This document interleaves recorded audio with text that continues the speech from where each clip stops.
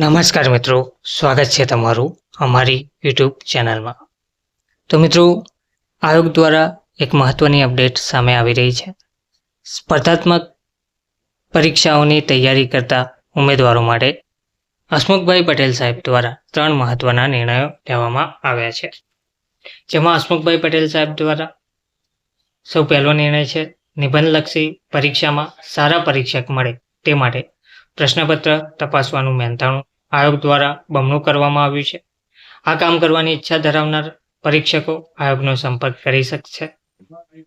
બીજો, હસમુખભાઈ સાહેબ દ્વારા જે નિર્ણય લેવામાં આવ્યો છે તેમાં છેલ્લા વર્ષમાં અભ્યાસ કરતી વિદ્યાર્થીનીઓ પણ અરજી કરી શકે તેવી ગઈકાલની રજૂઆતને પગલે અનુભવ સિવાયની તમામ ભરતીમાં છેલ્લા વર્ષમાં અભ્યાસ કરતા ઉમેદવારો અરજી કરી શકે તથા કેટેગરીનું પ્રમાણપત્ર ના હોય તેવા લોકો પણ કેટેગરીમાં અરજી કરી શકે તેવો નિર્ણય આજે આયોગ દ્વારા લીધેલ છે.